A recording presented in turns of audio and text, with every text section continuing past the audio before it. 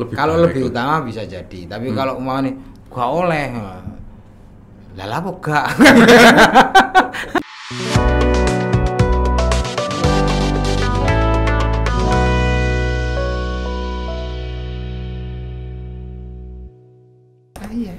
Nah, kalau setelah Ramadan biasanya kan hari raya kan, hari raya, Lebaran, teman-teman yang biasanya kerja di kota-kota besar atau di luar kota lah, yaitu mudik itu kan ya. Nah, kalau dalam Islam sendiri gimana sih sebenarnya konsep hari raya atau Idul Fitri itu? Kalau Idul Fitri itu zaman Nabi itu beberapa hadis yang masyhur itu kan yang maunya beliau selesai sholat berangkat Idul Fitri dan pulang itu dari jalan yang berbeda. Ini kan tujuannya agar bisa bertemu dengan sebanyak mungkin orang yang berbeda. Oke. Karena untuk saling mendoakan. Idul Fitri itu sebenarnya kan saling mendoakan aja. Mendoakan apa ya? Kullu amin wa antum bi khairin kan gitu. Jadi taqabbalallahu minna minkum taqabbal ya karim. Ya, kemudian kan saling mendoakan kebaikan kepada sesama. Jadi panggil jenengan ya jenengan dongano kula gendongano jenengan gitu. Saling berdoa, saling bermaaf-maafkan. Nabi Muhammad itu berangkat dan pulang itu dari jalan yang berbeda sehingga bertemu dengan sebanyak mungkin orang. Dan saat itu juga saling silaturahmi. Di banyak hadis itu diceritakan tentang Nabi Muhammad saling beranjang sana pada sahabat-sahabat, saling beranjang sana. Jadi saling mengunjungi, kemudian saling bertemu, saling mendoakan. Itu kemudian nggawa gawan no mboten yo kaono lan. Nggawa gawan. Adik yo nang ngene hadis lha opo diceritakno. Wah nggawa gula 1 kilo kan. Kan gak penting. Lan ada diceritakno. Artinya kan tradisi kita, di Indonesia ini ya, bahwa tradisi mudik itu ya, tradisi mudik untuk ketemu orang tua, ketemu saudara-saudara. Terus kemudian di beberapa kampung sampai hari ini saya yakin masih ada budaya setelah sholat itu terus kemudian keliling dusun minimal ya, bahkan kalau dulu saya sempat dusun setengah lah kira-kira gitu untuk kemudian nyapa, bersilaturahmi dan minta maaf ya. Kalau kita kecil mungkin namanya golek sangu kan gitu ya. Artinya itu ada ada dalil lah bahwa memang Kanjeng Nabi kira-kira yo ngene kan gitu ya. Iya. Nah, kemudian pilihannya itu di tetangga ya, jelas hadisnya kemuliaan tetangga itu. Jadi tetangga itu yang paling yang paling dekat hidupnya dengan kita.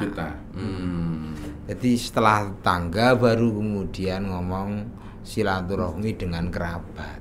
Oh, nah ini menarik ini. Di beberapa pendapat ya, termasuk saudara-saudara saya, terus juga tetangga-tetangga saya, ini kan kayak pulau ini kan berdomisili di satu tempat ya kan, di tempat mertua.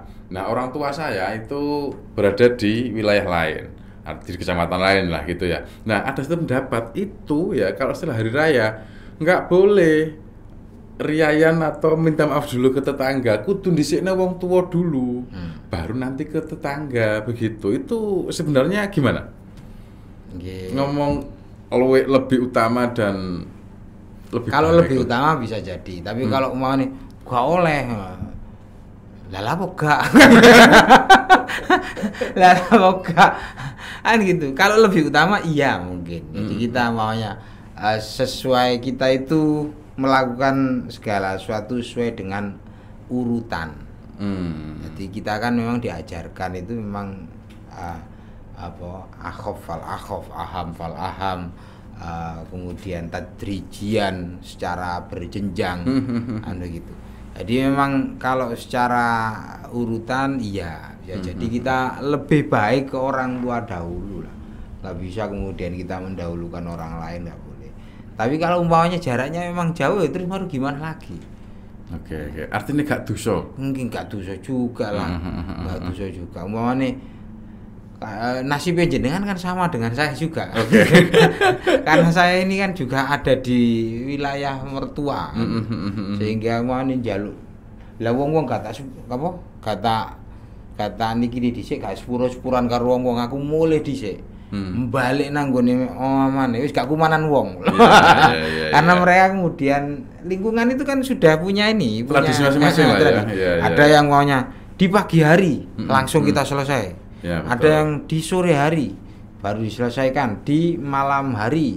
Ya. Jadi kalau sudah ketelatan tradisi di lingkungan tersebut, kita sulit itu. Iya, karena maafan dengan tetangga itu kita sulit. Karena tetangga juga akan kemudian setelah itu keluar ke saudara-saudaranya, kerabatnya. Ya. Artinya dulur-dulur sahabat sakinah gak dosa nek nanggone tangga dhisik, ya kan? Kecuali nek moro tuwa. Kecuali orang tuanya itu dekat memang. Kalau jauh ya, dan tradisinya tadi ya, kalau di tradisi saya itu pagi, kalau jenengan pagi juga pagi. Kalau di tradisi orang tua saya itu malam. Jadi monggo lah mana yang kemudian lebih meringankan dan lebih seperti Kanjeng Nabi tadi ya, lebih menjumpai banyak orang. Gak dosa rek masih nonton kok dhisik, ngoten lah ya. Ini buat sahabat sakinah cek gak ganjel gitulah ya. Nggih. Nah, kalau bagi Gus Zam sendiri sebenarnya makna hari raya sendiri itu apa, Gus? Makna hari raya itu sebenarnya gini.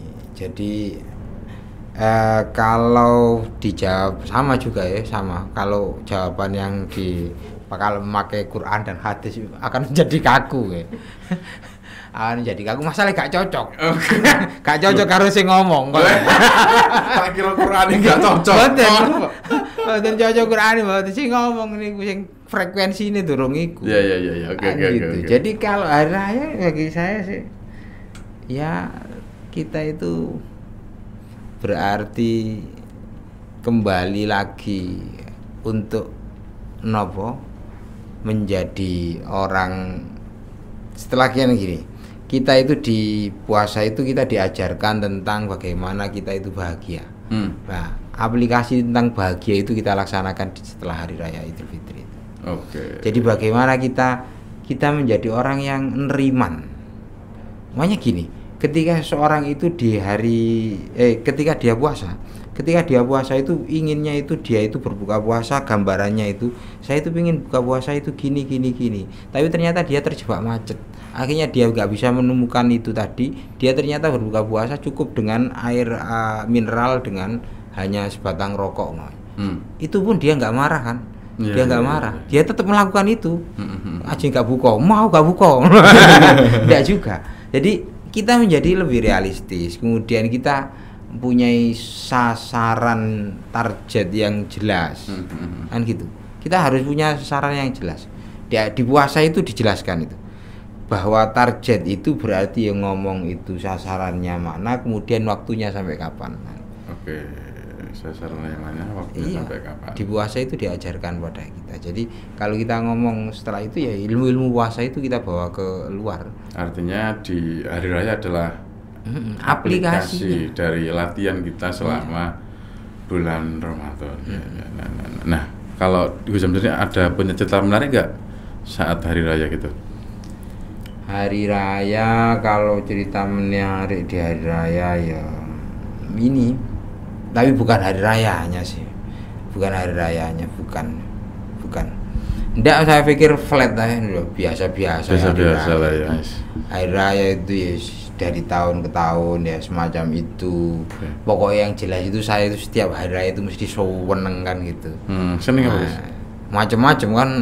Kalau dulu masih muda ya berarti senenge gua karena oleh sangu akeh kan ngoten. Saiki wis keluarga ndelok anak-anak kan gitu.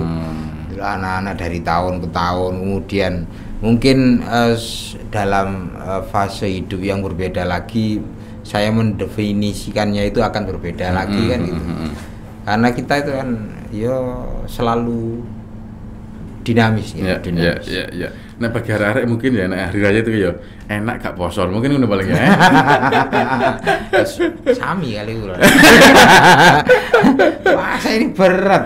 Oke. Tadi soal hari raya. Nah, Gus, ini kan Gus Zamroni kan juga termasuk aktif di Nahdlatul Ulama. Iya. Nah, kemarin baru saja Nahdlatul Ulama ini berulang tahun atau berusia 1 abad. Nah, hari ini masuk di abad kedua Nahdlatul Ulama. Gus, apa sih kira-kira yang harus dilakukan oleh NU di abad kedua ini? Iya. Jadi kalau kita ngomong NU ke depan itu berarti apa? Banyak sebenarnya yang harus kita lakukan. Kita ngomong harus NU itu menjadi organisasi yang modern, organisasi yang bisa mengedukasi, menyiapkan SDM di semua bagiannya, kemudian mimpi-mimpi yang kekinian kan gitu, itu harus diwujudkan. Karena NU itu kalau maunya ngomong di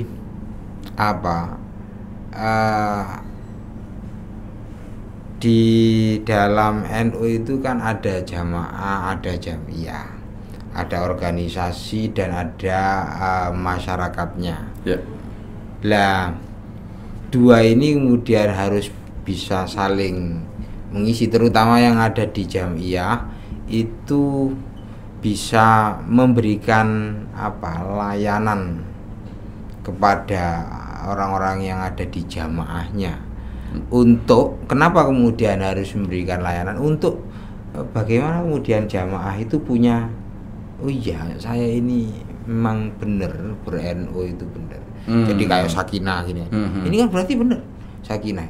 Sakinah ini berarti ijtihadnya Kiai Akhyat Halimi dan kawan-kawan ketika itu untuk menghadirkan layanan fasilitas kesehatan kepada masyarakat, kepada aslinya kan yang menjadi pola pikir beliau kepada warga NU. Tapi kan kemudian ternyata ini masyarakat Mojokerto kan gitu. Jadi hal-hal yang semacam itu sih yang harusnya kemudian kita perbanyak di sana. Artinya memberikan manfaat, menambah layanan yang diberikan kepada warga NU ataupun masyarakat secara umum. Nah, ini kalau layanan kesehatan sudah baik lah ya, ada rumah sakit Sakinah, kemarin juga ada klinik di Jatirejo, informasi juga ada di Ngoro juga, MBC membuka layanan klinik. Nah, kira-kira apa Gus yang masih harus dimaksimalkan ini Gus? Ya banyak. Karena kalau kita ngomong NU itu ya banyak ini ngatasi tak kira-kira? Ya ndak ngatasi. Ndak ngatasi juga, maka napa nggih kudu bareng-bareng. Bareng-bareng. Kudu bareng-bareng napa. Kalau ngomong prioritas. Kalau kita ngomong prioritas ya berarti ya harus ada satu itu tadi layanan kesehatan. Kemudian layanan tentang perekonomian, bukan berarti NU kemudian menjadi sebuah perusahaan yang enggak juga. Tapi kita itu bagaimana memberikan support agar jamiah itu agar jamaah itu berdaya. Itu dia itu punya kemampuan kekuatan perekonomian. Itu kan yang harus kita pikirkan. Mungkin dengan cara membuka akses gitu ya, atau juga dengan melalui forum-forum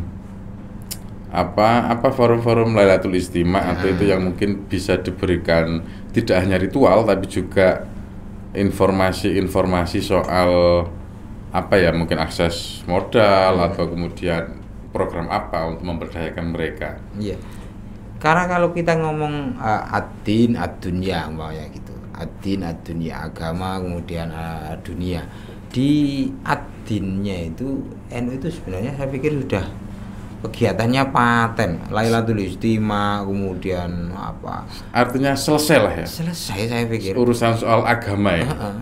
Soal urusan agama, urusan dakwah, urusan apa, itu sudah selesai. Ada banyak kader di sana. Tapi kita itu kemudian ke depan ini harus bisa, mana orang-orang NU yang ada di wilayah-wilayah yang lain, yang bisa mendakwakan Islam Ahlus Sunnah wal Jamaah di bidangnya masing-masing. Karena kita nggak mungkin di NU itu yang jelas pemimpinnya memang harus kiai. Iya. Pemimpinnya harus kiai kan, karena kan Rois Suriah itu kan kiai semua. Ya. Nggak bisa Suriah itu kemudian bukan kiai itu. Iya. Berarti nek sampean nek dadi gak dadi Rois. Siapa? Sampean non. Nggih, karena ndak mungkin punya istri 3. Ya. Terus gimana? Iya kan? Jadi Suriah itu kan panduannya di sana. Jadi Suriah itu yang menjadi kiainya. Kemudian untuk urusan-urusan yang lain itu kita bisa mengajak semua stakeholder yang ada. Itu kita ajak terlibat semua memikirkan tentang pengembangan NU ini, pengembangan dakwah, bagaimana kemudian kita memikirkan dakwah Islam Ahlus Sunnah wal Jamaah An-Nahdiyah. Ini menjadi tugas kita bersama. Artinya kalau ngomong pimpinan di Rois harus kiai ya, terus kemudian yang di bawah ya jajaran tanfid mungkin ya, atau juga di lembaga Banom dan sebagainya, ini adalah kalangan profesional ya, yang karena juga saya tahu di beberapa kelompok itu NU ini juga akeh, tapi memang juga kurang tersentuh oleh jamiah gitu ya. Ini mungkin dirangkul gitu atau gimana Gus? Iya ya kayak gitu. Kita harus merangkul itu. Kalau dulu cara Kiai Wahab Hasbullah itu kan tazawuru ba'dihim ba'dun. Beliau kemudian mendatangi satu persatu kiai-kiai se-Indonesia. Itu kita saat ini mungkin lebih bisa melakukan itu, tapi tidak mendatangi kan gitu. Silaturahmi bil WA kan. Jadi ya apapun lah kita harus lakukan. Yang jelas NU ke depan ya berarti harus menjadi lebih modern, lebih punya martabat NU yang bermarwah dan memberikan manfaat. Nah, itu yang paling penting. Memberikan manfaat kepada warganya. Semoga apa yang jenengan cita-citakan ini juga akan tercapai di abad kedua NU, terutama di Kabupaten Mojokerto. Gus, terima kasih waktunya ngobrol-ngobrol kita kali ini, banyak hal-hal baru soal bahagia, soal takwa tadi ya. Dan semoga apa yang kita perbincangkan hari ini bisa bermanfaat bagi sahabat Sakinah dimanapun berada. Baik, terima kasih sahabat Sakinah. Kita akhiri bincang-bincang kita kali ini dan kita akan bertemu lagi pada sesi-sesi selanjutnya. Kami akhiri, wallahul muwaffiq ila aqwamit thoriq. Assalamualaikum warahmatullahi wabarakatuh. Waalaikumsalam.